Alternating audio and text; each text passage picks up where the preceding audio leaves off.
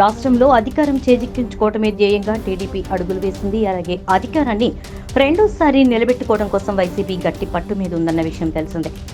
అయితే చంద్రబాబు నియోజకవర్గం కుప్పంలో అర్ధరాత్రి వరకు ఓటింగ్ జరిగింది. అయితే మహిళా ఓటర్లు మాత్రం చంద్రబాబుని భయపెడుతున్నట్లు తెలుస్తోంది. చంద్రబాబును తన సొంత నియోజకవర్గంలో ఓడిపోయేలా చేయటమే జగన్ ప్రధాన లక్ష్యం. అందుకే ఈ నియోజకవర్గం మీద జగన్ ప్రచార సమయంలో ఫుల్ ఫోకస్ పెట్టిన విషయం తెలిసిందే.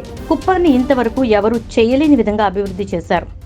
తన హయాంలోనే కుప్పం మున్సిపాలిటీ అయ్యిందని, రెవెన్యూ డివిజన్ ఏర్పాటు చేశామని ప్రచారంలో తాను చేసిన పనులు ప్రజలకు గుర్తు చేస్తూ వచ్చారు. చంద్రబాబు సీఎంగా ఉన్నన్నాళ్లు కుప్పానికి ఏమీ చేయలేదంటూ ప్రచారంలో చెప్పారు. అక్కడి ఓటర్లను ప్రధానంగా సీనియర్ సిటిజన్స్ కి, మహిళా ఓటర్లకు అర్థమయ్యే భాషలో చెప్పారు జగన్. అయితే చంద్రబాబును ఓడించి తన్ను గెలిపించాలని భరత్ కూడా ఇక్కడ బాగానే ప్రచారం చేశారు. భరత్ గెలిస్తే తన కేబినెట్ లో మంత్రి పదవిలో ఉంటాడని సీఎం జగన్ చెప్పిన మాటలు కూడా ప్రజలను ఆలోచింపచేశాయి. ఇక ఈసారి కుప్పంలో చంద్రబాబు ఓడిపోవడం పక్కానే టాక్ నడుస్తోంది.